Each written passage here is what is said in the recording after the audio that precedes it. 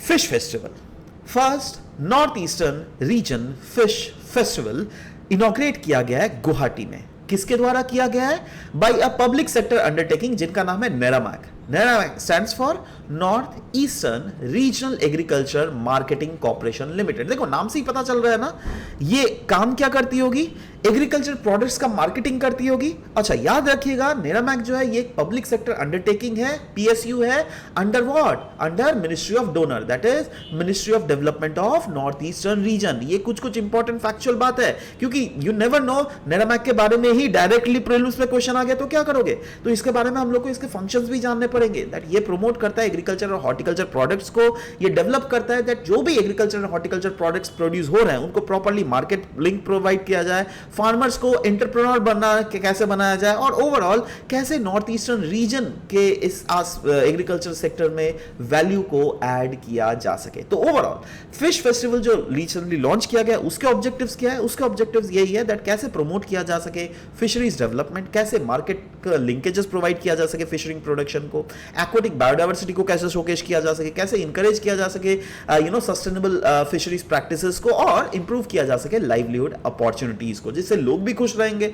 है ना। और फिशिंग प्रैक्टिस अगर सस्टेनेबल होगा, मतलब हमारी अभी की जनरेशंस तो फिश का प्रोड्यूस कर ही रही है, उसको खा ही रही है, उसको बेच ही रही है, बट हमारे आने वाले जनरेशंस को भी जिससे वो मौका मिल सके, राइट। तो ओवरऑल इंपॉर्टेंस क्या है नॉर्थ ईस्टर्न इंडिया के लिए फिशरीज का? तो देखो अनडाउटेडली फिशरीज जो है ना एक मेजर सोर्स ऑफ लाइवलीहुड है। बहुत सारे लोग तो जैसे small farmers, rural household, ऐसे बहुत सारे एंटरप्रेन्योर्स हैं जो क्या हुआ directly related to this very sector, right. तो यस ये इनका की इनकम सोर्स है।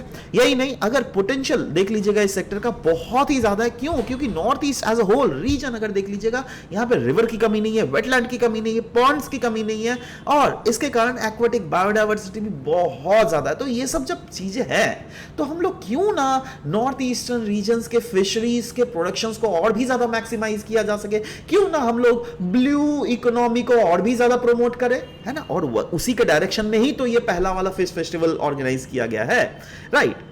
तो इसमें नबार्ड का भी रोल है। क्या है नबार्ड का रोल? देखो नबार्ड क्या कर रही है, प्रमोट कर रही है फिश फार्मर प्रोड्यूसर ऑर्गेनाइजेशन। जैसे नॉर्मल फार्मर प्रोड्यूसर ऑर्गेनाइजेशन होता है ना, वैसे ही फिश फार्मर प्रोड्यूसर ऑर्गेनाइजेशन भी होता है।